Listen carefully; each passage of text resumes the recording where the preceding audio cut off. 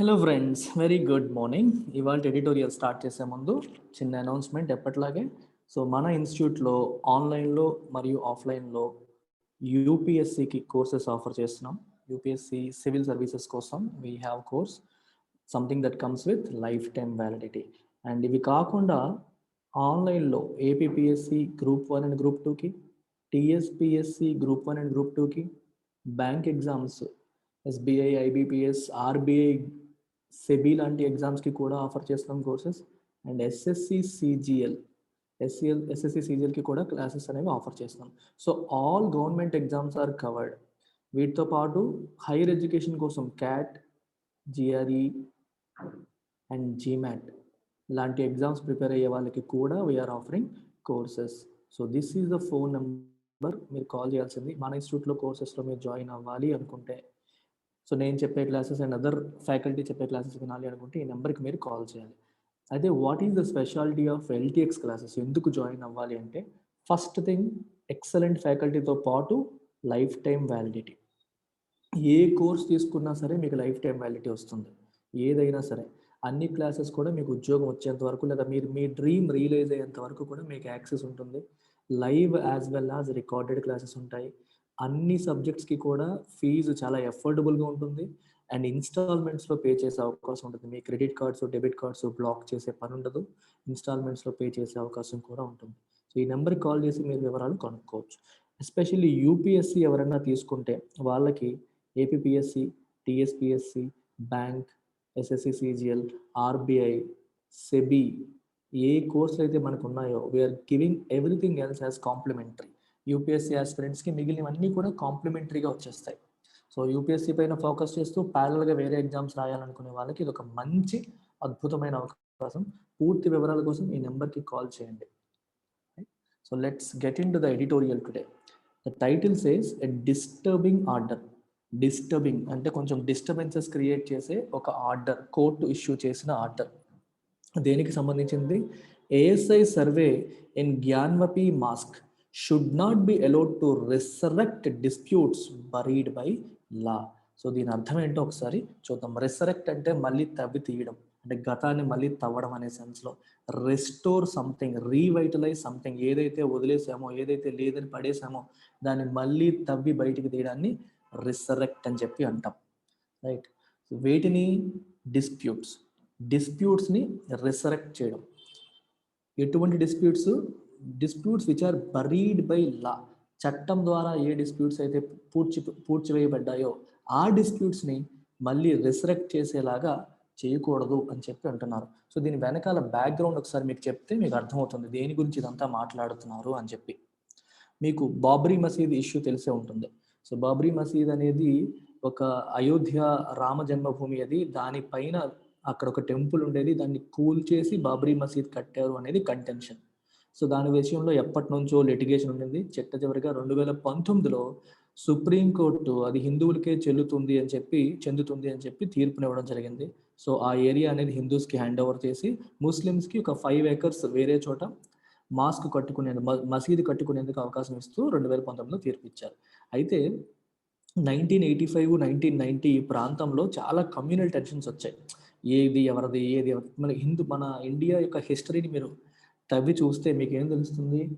Medieval history. ఆ ప్రాంతంలో ముస్లిం rulers చాలామంది పరిపాలించడం జరిగింది. ఆ టైంలో ఎస్పెషల్లీ ఔరంగజేబు లాంటి వాళ్ళు ఉన్న టైంలో చాలా హిందూ టెంపుల్స్ని కూల్చేసి వాటి ప్లేస్లో మసీదులు కట్టారు అనేది చాలామంది హిందువుల యొక్క ఆందోళన, ఆరోపణ. దీనివల్ల ఏమవుతుందంటే ఇప్పటికీ ఆ విషయంలో ఇది మాకు చెందుతుందని, వీళ్ళు మాకు చెందుతుందని, ముస్లిమ్స్ కొట్టుకుంటా, గొడవలు ఆడుకుంటా, కమ్యూనల్ హార్మనీ, మత సామరస్యం లేకుండా దేశం సఫర్ అవుతూ వచ్చింది. అందుకని 1991లో పివి నరసింహారావు గవర్నమెంట్ ఒక చట్టాన్ని తీసుకొచ్చింది. ఏంటా చట్టం? Places of worship act. Places of worship special provisions act అని చెప్పి 1991లో పివి నరసింహారావు గవర్నమెంట్ తీసుకొచ్చింది. సో ఈ యాక్ట్ ప్రకారం ఏం చెప్పారంటే 15th August 1947 నాటికి ఏ రిలీజియస్ క్యారెక్టర్ ఉందో ఆ రిలీజియస్ క్యారెక్టరే మెయింటైన్ చేయాలి, దానిపైన ఫ్రెష్గా కేసులు వెయ్యకూడదు అని చెప్పి చెప్పారు. అంటే అర్థం ఏంటి? మన ఊర్లో ఒక టెంపుల్ ఉంది, ఈ టెంపుల్ ఆగస్టు 15, 1947 నాటికి టెంపుల్గా ఉందా మసీదుగా ఉందా అనేది చూడాలి. అప్పటికి టెంపుల్గానే ఉంది అనుకోండి. ఆగస్టు 15, 1947 నాటికి టెంపుల్గానే ఉందనుకోండి, దాని క్యారెక్టర్ టెంపులే. అంతకుముందు ఒకవేళ అది ఒరిజినల్గా మసీద్ అయ్యి మసీదు కూల్చేసి టెంపుల్ కట్టినా సరే దానిపైన కేసు వేయకూడదు. ఆగస్టు 15, 1947 మనకి స్వతంత్రం వచ్చే నాటికి ఏ రిలీజియస్ సైట్ అయినా తీసుకోండి, ఆ నాటికి అది ఏంటి, ఆ రోజుకి అది మసీద్ అయితే మసీద్ కిందే వదిలేయండి, ఆ రోజుకి అది టెంపుల్ అయితే టెంపుల్ అని చెప్పి పరిగణించండి. అంతకుముందు ఏం జరిగింది అనేది మర్చిపోండి. అలా మర్చిపోతే తప్పితే గొడవలు అనేవి సద్దు మనగవు అని చెప్పి ఈ చట్టాన్ని తీసుకొచ్చి చెప్పారు. అయితే దీనికి ఒకే ఒక ఎక్సెప్షన్ ఏంటంటే బాబ్రీ మసీద్ కేసు. బాబ్రీ మసీద్ అనేది చాలా పెద్ద విషయం, ఎప్పటి నుంచో లిటిగేషన్ జరుగుతుంది కాబట్టి ఆ ఒక్క విషయాన్ని బా ఎక్సెప్షన్ కింద పెట్టి రిమైనింగ్ అన్నింటికి కూడా ఈ చట్టం ద్వారా గొడవలు లేకుండా ఆపేశారు. అందుకే డిస్ప్యూట్స్ బరీడ్ బై లా అనే పదాన్ని వాడారు. ఈ చట్టం ఏదైతే వచ్చిందో, place of worship special provisions act 1991 ఏదైతే చట్టం వచ్చిందో, ఇకపై గొడవలు ఆడకండి, ఆగస్టు 15 నాటికి ఏ స్టేటస్ ఉందో అదే స్టేటస్ అలా మెయింటైన్ చేసుకోవాలి. ఆ మెయింటైన్ చేయాల్సిన బాధ్యత కూడా రాష్ట్ర ప్రభుత్వాలదే, గవర్నమెంట్దే. It is a positive obligation on the government to maintain the religious character of the site. ఆ సైట్ యొక్క రిలీజియస్ క్యారెక్టర్ని యాజ్ ఇట్ ఈస్గా మెయింటైన్ చేయాల్సిన బాధ్యత కూడా గవర్నమెంట్దే అని చెప్పి ఈ చట్టం 1991 ప్లేస్ ఆఫ్ వర్షిప్ యాక్ట్ చెప్పింది. దీనికి ఒకే ఒక ఎక్సెప్షన్ ఏంటి అంటే బాబ్రీ మసీద్. అది కాకుండా ఇంకొక ఎక్సెప్షన్ ఉంది, అది లోపలికి వెళ్ళాక మీకు చెప్తాను. ఆర్కియలాజికల్ సైట్ అయినా సరే, రిలీజియస్ మాన్యుమెంట్స్ అయినా సరే, ఆర్కియలాజికల్ ఇంపార్టెంట్ సైట్స్ అయితే అది వేరే చట్టం కింద కవర్ అవుతాయి. అవి కాకుండా మిగిలినవన్నీ కూడా దీని కిందకి వచ్చేస్తాయి. ఇంక దేనికి గొడవలు ఆడుకోవద్దు అని దీంతో బరీ చేశారు.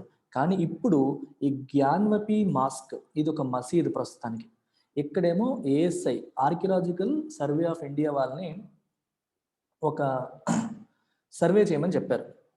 అది నిజంగానే మాస్కా, ఇంతకు ముందు అక్కడ టెంపుల్ ఉండేదా లేదా, మీరు సర్వే చేసి ఎవిడెన్స్ ప్రొడ్యూస్ చేయండి అని చెప్పి ఒక సివిల్ కోర్టు ఆర్డర్ పాస్ చేసింది.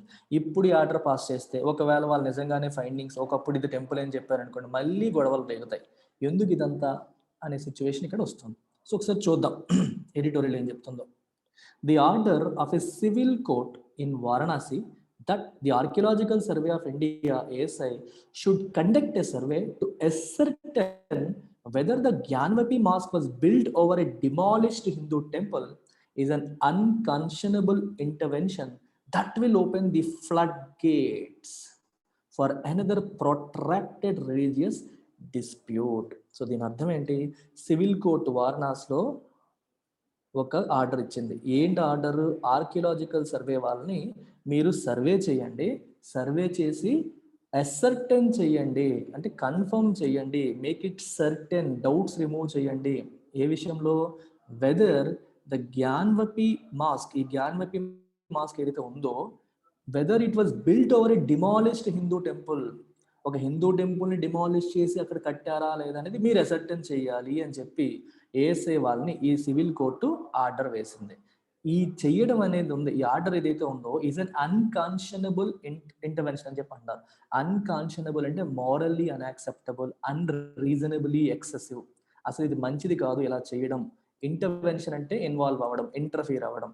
ఎందువల్ల, that will open flood gates for another protracted religious dispute. ఇప్పుడు మీరు ఇలా చెప్పారు, వాళ్ళు వచ్చి ఏదో మళ్ళీ తీర్పిస్తారు, అది ఇంకా మరొక లీగల్ డిస్ప్యూట్కి, రిలీజియస్ డిస్ప్యూట్కి అది ఫ్లడ్ గేట్స్ ఓపెన్ చేసినట్టే. ఫ్లడ్ గేట్ ఓపెన్ చేయడం అంటే అర్థం ఏంటి చెప్పండి, ఒక వరద వస్తుంది, మనం ఫ్లడ్ గేట్ వేస్తే ఏమవుతుంది, వరద బయటికి వెళ్లకుండా ఆపగలిగాం. నువ్వు గేట్ ఓపెన్ చేస్తే ఏమవుతుంది, వరద వచ్చి మొత్తం డిమాలిష్ చేస్తుంది. ఓపెన్ ద ఫ్లడ్ గేట్ అంటే అర్థం ఏంటి, రిమూవ్ ఏ బ్యారియర్, ఒక బ్యారియర్ని తీసేయడం, ఒక చెడుని లేదా ఒక ఒక ఒక నెగిటివ్ ఎమోషన్ని ఆపుతున్న ఒక బ్యారియర్ని మనం రిమూవ్ చేసేస్తే, అడ్డంకిని రిమూవ్ చేస్తే ఏమవుతుంది, ఇట్ విల్ ఓవర్వెల్మ్, ఒక్కసారిగా మొత్తం మళ్ళీ గొడవలన్నీ వచ్చే అవకాశాలు ఉంటాయి. ప్రొట్రాక్టెడ్ అంటే ఒక రోజులో తెగేవి కాదు ఇవి, లాంగర్ దాన్ ఎక్స్పెక్టెడ్ అని ప్రొట్రాక్టెడ్ అంటారు. రిలీజియస్ డిస్ప్యూట్కి మళ్ళీ ఒక దారి తీసినట్టే అవుతుంది అని చెప్పి రాశారు. ఈ సెంటెన్స్ యొక్క మీనింగ్ అది.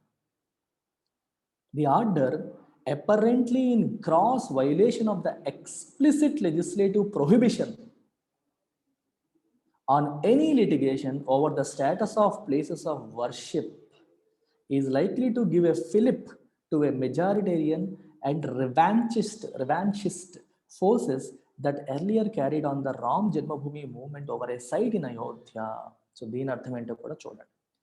ది ఆర్డర్ ఏది, ఈ సివిల్ కోర్ట్ ఇష్యూ చేసిన ఆర్డర్ అపరెంట్లీ అంటే యాజ్ సీన్ బయటికి కనిపించే విధంగా gross violation of explicit legislative prohibition. చూడండి, ఎక్స్ప్లిసిట్ లెజిస్లేటివ్ ప్రొహిబిషన్, దీన్ని అర్థం చేసుకునే ప్రయత్నం చేయండి.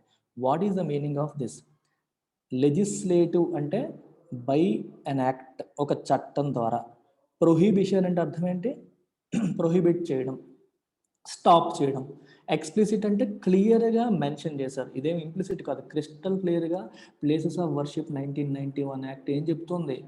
ఒక్క రామ్ జన్మభూమి బాబ్రీ మసీద్ తప్పితే మిగిలిన వాటికి కేసులు తవ్వి తోడి మళ్ళీ వెనక్కి వెళ్ళడానికి లేదు. 1947 ఆగస్ట్ 15 నాటికి ఏ స్టేటస్ ఉందో ఆ స్టేటస్ మెయింటైన్ చేసేసుకోవాలి, ఆ రిలీజియస్ క్యారెక్టర్ అనేది మెయింటైన్ చేయాలి. అలా చేయాల్సిన బాధ్యత కూడా ప్రభుత్వానిదే. దానిపైన ఫ్రెష్ డిస్ప్యూట్స్ వేయకూడదు అని చెప్పి, సివిల్ సూట్స్ వేయకూడదు అని చెప్పి చట్టం ఎక్స్ప్లిసిట్గా లెజిస్లేటివ్ ప్రొహిబిషన్ అనేది దానిపైన ఉంది. దాన్ని వైలేట్ చేస్తూ, క్రాస్ అంటే మీనింగ్ అన్యాక్సెప్టబుల్, అన్రీజనబుల్. ఓకే, ఈ ఎక్స్ప్లిసిట్ లెజిస్లేటివ్ ప్రొహిబిషన్ని వైలేట్ చేస్తూ, ఉల్లంఘిస్తూ తీసుకొచ్చిన ఒక ఆర్డర్ లాగా ఇది కనిపిస్తోంది అని అర్థం. Okay, prohibition on any litigation over the status of place of worship is likely to give a fillip అంటే ఒక బలాన్ని ఇస్తున్నట్టు. ఈ ఆర్డర్ అనేది ఏమిస్తుంది? Is likely to give a fillip. Likely అంటే పాసిబుల్లీ అంటే మనకు అవకాశం ఎక్కువగా ఉంది, ఛాన్సెస్ ఎక్కువగా ఉన్నాయి. దేనికి? To give a fillip. What is the meaning of fillip? Fillip అంటే ఒక చిన్న బలం ఇవ్వడం, ఒక ఫోర్స్ ఇవ్వడం అనే మీనింగ్ మీకు వస్తుంది. ఓకే, ఒక బూస్ట్ చేసేలాగా. దేన్ని బూస్ట్ చేసేలాగా? To majoritarian. మెజారిటేరియన్ అంటే డిసైడెడ్ బై మెజారిటీ, అంటే ఎక్కువ మంది ఏది కోరుకుంటే అదే కరెక్ట్ అనుకునే వ్యూని మెజారిటేరియన్ అంటాం. మెజారిటేరియనిజం అంటే మెజారిటీ ప్రజలు ఏం కోరుకుంటున్నారో అదే జరగాలి అనుకోవడం మెజారిటేరియనిజం. మన దేశంలో హిందువులు మెజారిటీ కాబట్టి హిందువులు అనుకున్నట్టుగానే దేశం నడవాలి అనేది majoritarian view. And revanchist forces. చూడండి, రివాన్షిస్ట్ అంటే అర్థం ఏంటంటే ఏదైతే టెరిటరీ మనం కోల్పోయామో ఆ టెరిటరీ మళ్ళీ మాకు కావాలి. అంటే ఒకప్పుడు టెంపుల్స్గా ఉన్న ప్రాంతాలు ఇప్పుడేమో ఏమైపోయాయి? టెంపుల్స్గా ఉన్న ప్రాంతాలు ఇప్పుడు మాస్కులు అయిపోయాయి, కాబట్టి మళ్ళీ అవి టెంపుల్స్గా మేము రీక్లెయిమ్ చేసుకోవాలి అనుకునే యాటిట్యూడ్ని రివాన్షిస్ట్ అంటారు. అంటే రివెంజ్ సీకింగ్. మా ప్రాంతం, మా నేల మీరు తీసేసుకున్నారు, మళ్ళీ మాకు కావాలి. మా నేల మీరు తీసేసుకున్నారు, మళ్ళీ కావాలి, మళ్ళీ మాకు తిరిగి ఇచ్చేయాలి, రైట్ అని చెప్పడమే రివాన్షిస్ట్ యొక్క మీనింగ్.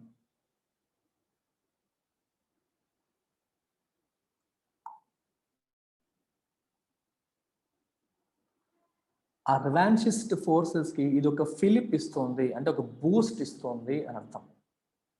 ఓకే, ఈ ఆర్డర్ అనేది ఇచ్చే అవకాశం ఉంది. అండ్ ఎటువంటి forces? Something that earlier carried on Ram Janmabhoomi movement over a site in Ayodhya. ఇలాంటి ఫోర్సెసే కదా ఇంతకుముందు రామ్ జన్మభూమి, అయోధ్యలో ఇది మా రాముడి జన్మభూమి, ఇక్కడ మీరు మాస్క్ కట్టేశారు అని చెప్పి గొడవకు వెళ్ళారు. అలాగే ఇప్పుడు ప్రతి ఒక్క విషయంలోనూ మనం గొడవలకు వెళ్తే దేశంలో కమ్యూనల్ హార్మనీ మరి ఉండదు. కమ్యూనల్ హార్మనీ అనేది లేకుండా మొత్తం గొడవలు అయ్యే అవకాశం ఉంటుంది. అలాంటి ఫోర్సెస్కి బలం చేకూరినట్టు ఉంటుంది అని చెప్పి అర్థం. That dispute culminated in the country's highest court, handing over the site to the very forces that conspired to illegally demolish the Babri Masjid.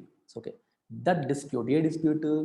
Ram Janmabhoomi dispute. ఆ డిస్ప్యూట్ అనేది కల్మినేట్ అయింది. కల్మినేట్ అయిందంటే అర్థం ఏంటి?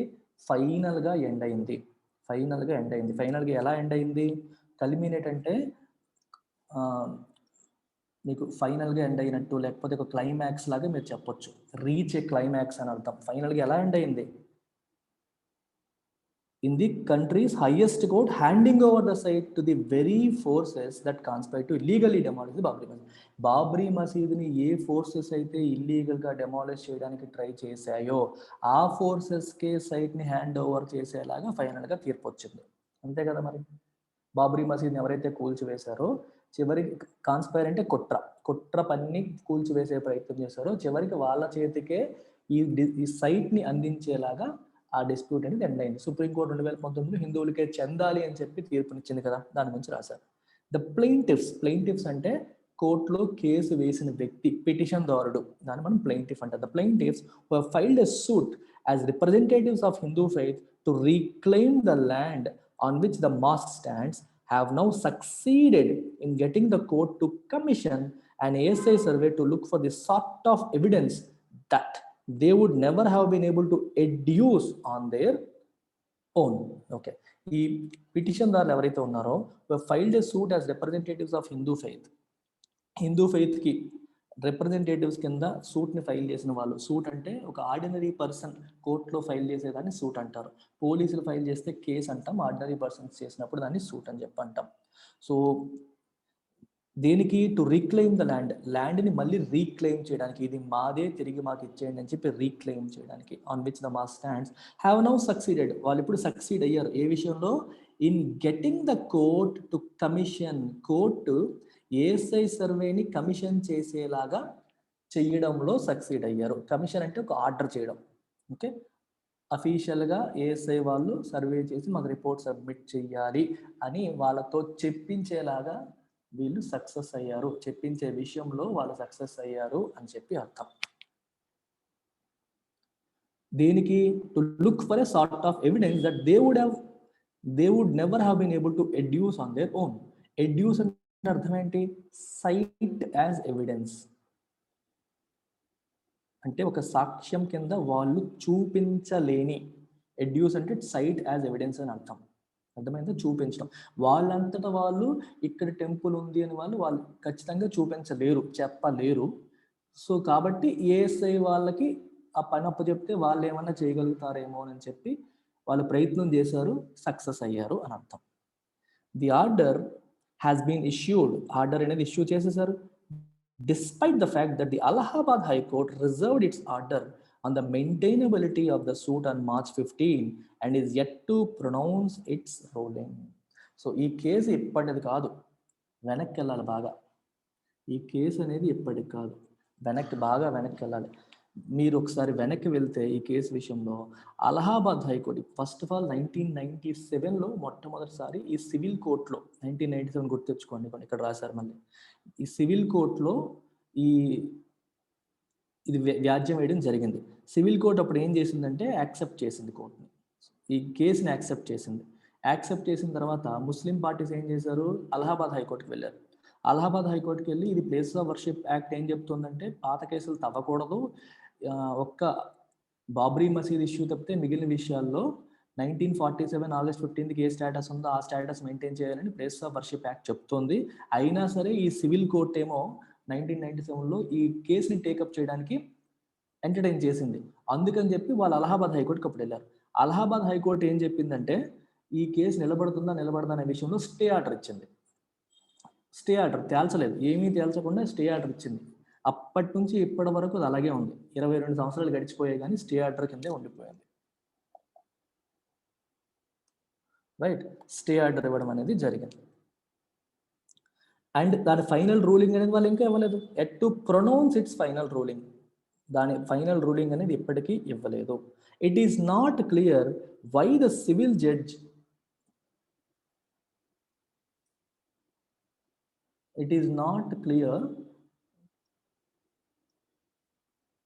one second.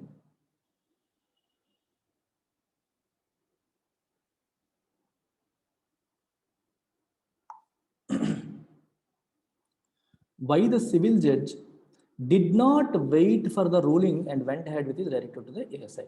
అలహాబాద్ హైకోర్టు అనేది civil court కంటే పెద్దది కదా, మరి అలహాబాద్ హైకోర్టు ఏం చెప్తుందో వెయిట్ చేయకుండా వీళ్ళు డైరెక్టివ్ ఎందుకు ఇచ్చేసారు ఏఎస్ఐకి అనే విషయం క్లియర్ కాదు, తెలియట్లేదు అని చెప్పి అన్నారు. ఇట్ ఈస్ నాట్ క్లియర్ అని చెప్పి రాయడం జరిగింది.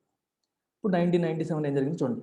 By an order in 1997 the civil court had decided that the suit was not barred by the Places of Worship Act 1991, which said all pending suits concerning the status of places of will abate and that none can be instituted. మీకు already చెప్పాను, places of worship special provisions act 1991 ఏం చెప్తుంది మనకి? All pending suits concerning the status of places of worship will abate. ఏవైతే pending suits ఉన్నాయో, pending కేసులు ఉన్నాయో, ఇది మాది, దీని స్టేటస్ ఏంటి తేల్చండి అని చెప్పి కోర్టు దగ్గర ఉన్న అన్ని పెండింగ్ కేసులు కూడా ఎబేట్ అయిపోతాయి, తొలగిపోతాయి, తగ్గిపోతాయి. And none can be instituted, ఏ కేసు కూడా ముందుకు వెళ్ళడానికి లేదు అని చెప్పి ఈ చట్టం చెప్పేసింది. అయినా సరే ఈ సివిల్ కోర్ట్ 1997లో యాక్సెప్ట్ చేసింది. ఈ సూట్ ఆ చట్టం వల్ల బార్ అవ్వట్లేదు, ప్రొహిబిట్ అవ్వట్లేదు అని చెప్తుంది. ఇక్కడ మీకు క్వశ్చన్ వస్తుంది, ఎందుకు ప్రొహిబిట్ అవ్వట్లేదు అని చెప్పి. ఇక్కడ ఒక చిన్న పాయింట్ ఉంది. పాయింట్ ఏంటి అంటే, ఈ జ్ఞాన్వపి ఇప్పుడు ఏదైతే మనం మాట్లాడుతున్నామో జ్ఞాన్వపి మాస్క్ దగ్గరే శివలింగం కూడా ఉంది. ఆ శివలింగం చుట్టూ ప్రదక్షిణాలు చేస్తున్నారు, కానీ లోపలికి వెళ్ళి గంగని సమర్పించడం అనేది జరగట్లేదు అనేది ఒక విషయం. అంటే ఇది కంప్లీట్గా మాస్క్ అని చెప్పలేము, దీని కంప్లీట్ క్యారెక్టర్, రిలీజియస్ క్యారెక్టర్ అనేది మాస్క్ అని చెప్పలేము. హిందువులకి సంబంధించి, హిందూ టెంపుల్కి సంబంధించిన ఆధారాలు కూడా క్లియర్గా కనిపిస్తున్నాయి. సో దీని స్టేటస్ ఎగ్జాక్ట్గా మాస్క్ అని చెప్పలేము అనేది ఒక చిన్న కంటెన్షన్. ఆ చిన్న దాన్ని పట్టుకొని ఈ కోర్ట్ అనేది దీని గురించి మాట్లాడుతుంది. వీళ్ళు అంటారు రెవెన్యూ రికార్డ్స్ ప్రకారం ఇది మాస్క్ కిందే, మన రెవెన్యూ డిపార్ట్మెంట్ రికార్డ్స్లో మాస్క్ అనే ఉంది, సో ఆ చట్టం ప్రకారం మీకు నడవదని చెప్పి ముస్లిమ్స్ అంటారు. కానీ వీళ్ళంటారు అది హిందూ క్యారెక్టర్ దానికి ఉంది, మీరు తేల్చేయడానికి లేదు అని చెప్పి వీళ్ళంటారు. అందుకే ఎవిడెన్స్ కోసం ఏఎస్ఐ వాళ్ళని అడిగారు. అది ఏఎస్ఐ వాళ్ళు వచ్చి ఇప్పుడు ఎవిడెన్స్ తీసుకొస్తే ఇది హిందువులదే ఒకప్పుడు అని చెప్పి చెప్పే ప్రయత్నం చేయడానికి, అంటే వాళ్ళకి ఇంకొంచెం బలం చేకూరుతుందని చెప్పి ప్రయత్నం జరుగుతుంది అక్కడ. The 1991 Act also froze the status of all places of worship bearing the then disputed site in Ayodhya as on August 15, 1947. మీకు ఆల్రెడీ చెప్పాను, August 15, 1947 నాటికి ఏ పరిస్థితి ఉందో స్టేటస్, ఆ స్టేటస్ని ఫ్రోజ్ చేసేసింది 1991 యాక్ట్. అప్పుడు ఏది ఉంటే అదే అని చెప్పి, except the disputed site in Ayodhya site తప్పితే మిగిలిన అన్నింటికి కూడా ఆ స్టేటస్ని ఫ్రీజ్ చేశారు. దేర్ వాజ్ అనదర్ ఎక్సెప్షన్, ఇది కాకుండా ఇంకొక ఎక్సెప్షన్ ఉంది. ఏంటది? Any place of worship that was an archaeological site or ancient monument covered by Ancient Monuments and Archaeological Sites and Remains Act 1958. ఈ చట్టం ద్వారా కవర్ అవుతున్న ఏరియాస్ని కూడా ఎక్సెప్షన్ ఉంది. అలాగే అయోధ్య సైట్కి ఎక్సెప్షన్ ఉంది. ఇవి కాకుండా మిగిలినవన్నింటినీ కూడా, ఈ రెండు కాకుండా మిగిలినవన్నింటినీ కూడా ఇంకా 1947లో ఏ స్టేటస్ ఉందో ఆ స్టేటసే మెయింటైన్ చేయాలి అని చెప్పి చెప్తున్నారు. Okay. On a revision application, another court had asked the trial court to decide afresh the question whether the suit was barred afresh after taking evidence. 1991 తర్వాత మళ్ళీ ఇంకొక అప్లికేషన్ ఫైల్ చేశారు, రివిజన్ అప్లికేషన్ ఫైల్ చేసినప్పుడు ఇంకో court ఏమని అడిగింది? The trial court అంటే ఎక్కడ విచారణ జరుగుతుందో ఆ కోర్టుని ట్రయల్ కోర్ట్ అంటారు. ట్రయల్ అంటే విచారణ అని అర్థం. విచారణ జరుగుతున్న కోర్టు ఏది? ఈ సివిల్ కోర్ట్. వీళ్ళని ఇంకో కోర్టు ఏం చెప్పింది? మీరు మళ్ళీ డిసైడ్ చేయండి, ఆఫ్టర్ టేకింగ్ ఎవిడెన్స్ తీసుకొని మీరు డిసైడ్ చేయండి బార్ చేయాలా లేదా. అర్థమైందా? ఆ సూట్ని మీరు బార్ చేయాలా, సూట్ని యాక్సెప్ట్ చేయాలా, కేసుని యాక్సెప్ట్ చేయాలా, ప్రొహిబిట్ చేయాలనేది ఎప్పుడు డిసైడ్ చేయాలి? ఆఫ్టర్ టేకింగ్ ఎవిడెన్స్ని ఫస్ట్ తీసుకొని తర్వాత మీరు అది చెయ్యండి అని చెప్పి ఇంకొక కోర్టు ఈ కోర్టుకి చెప్పడం జరిగింది. అందుకనే ఈ చూసారా, ఆఫ్టర్ టేకింగ్ ఎవిడెన్స్ అని రాశారు చూసారు. అందుకనే ఇప్పుడు ఈ ఫ్రెష్ కోర్ట్ ఏమంటుంది? ఎవిడెన్స్ కోసం ఏఎస్ఐకి ఇన్స్ట్రక్షన్ ఇచ్చేసింది. ప్రెజ్యూమబుల్లీ అంటే as assumed to be, presume అంటే మనం అనుకున్నట్టు విధంగా, the latest application seeking A survey by the ASI as an expert body is aimed at providing that evidence. ఇక్కడ ఏదైతే ఎవిడెన్స్ గురించి రాశారో, ప్రొహిబిట్ చేయాలా యాక్సెప్ట్ చేయాలా అనేది దేని బట్టి డిసైడ్ చేస్తారు? ఎవిడెన్స్ బట్టి. అందుకనే ఈ లేటెస్ట్ అప్లికేషన్ సీకింగ్ ఏ సర్వే చేయాలి, ఏఎస్ఐ వాళ్ళతో సర్వే చేయించండి, మీరు ఆర్డర్ పాస్ చేయండి అని చెప్పి ఈ కోర్టులో అప్లికేషన్ పెట్టడం అనేది జరిగింది. Regardless of the merits of either sides case. Okay, ఎవరు ఏదని చెప్పని, ముస్లిమ్స్ ఒకటి చెప్పని, హిందువులు చెప్పని, ఎవరు చెప్పిన ఎవరి దానికి మెరిట్స్ ఎక్కువ ఉన్నాయి అనే విషయం పక్కన పెట్టేస్తే, it ought to be clear, అంటే it should be clear to anyone concerned with peace and harmony in the country. మన దేశంలో శాంతి సామరస్యం కావాలి, శాంతి సామరస్యం ఉండాలని అనుకునే ప్రతి ఒక్క హిందువుకి కూడా దట్ ఏం కావాలి మనకి? That the attempt to resurrect disputes buried by law. చట్టం ద్వారా పూడ్చిపెట్టబడ్డ డిస్ప్యూట్స్ ని మళ్ళీ తవ్వి తీసే ప్రయత్నాలు అనేవి శాంతికి సామరస్యానికి భంగం కలిగించేవిగానే అవుతాయి తప్పితే మంచిగా ఉండవు అనేది ఒక ఉద్దేశం. ఇది serious set back to the cause of secularism అనే కాజ్కి అదొక సెట్ బ్యాక్. లౌకికవాదం దెబ్బతింటుంది, కమ్యూనల్ హార్మోనీ అనేది చెడిపోతుంది. గతాన్ని మళ్ళీ తవ్వి చట్టం ద్వారా పూడ్చివేయబడ్డ ఈ డిస్ప్యూట్స్ని మళ్ళీ తవ్వుకొని ఇది మాది అది మీది అని కొట్టుకోవడం వల్ల ఇద్దరి మధ్య ఉన్న శాంతి సామరస్యాలు దెబ్బతినే ప్రమాదం ఉంది, సెక్యులరిజం దెబ్బతినే ప్రమాదం ఉంది అని చెప్పి అంటున్నారు. And secularism and peaceful coexistence. Right. That new challenges are emerging to the wisdom of parliament in giving a statutory quietus to squabbles over religious sites is deeply disturbing. Sentence చూడండి, మంచి concluding statement ఇది. That new challenges are emerging, కొత్త కొత్త challenges అనేవి వస్తున్నాయి. దేనికి? To the wisdom of parliament, parliament యొక్క విజ్డమ్ని ఛాలెంజ్ చేసే విషయాలు వస్తున్నాయి. ఎందులో? In giving a statutory quietus. Quietus అంటే అర్థం ఏంటి? ఒక డిస్ప్యూట్ని, ఒక గొడవని, ఒక ప్రాబ్లమ్ని సైలెంట్ చేసేదాన్ని క్వైటస్ అంటారు. Something that silences, something that quiets a dispute or an issue. ఇష్యూని, గొడవని లేకుండా సైలెంట్ చేసే ఒక చట్టం 1991 చట్టం, స్పెషల్ ప్రావిజన్స్ యాక్ట్. ప్లస్ ఆ చట్టం వచ్చిన తర్వాతే గొడవలన్నీ సద్దుమణిగిపోయాయి. అలాంటి ఒక విజ్డమ్తో చేసిన పార్లమెంట్ యాక్ట్ని ఛాలెంజ్ చేసే విషయాలు ఇప్పుడు వస్తున్నాయి అనే విషయం ఈజ్ డీప్లీ డిస్టర్బింగ్, మనల్ని బాగా డిస్టర్బ్ చేసే విషయం. Quietus to what? Squabbles. Squabbles అంటే గొడవలు.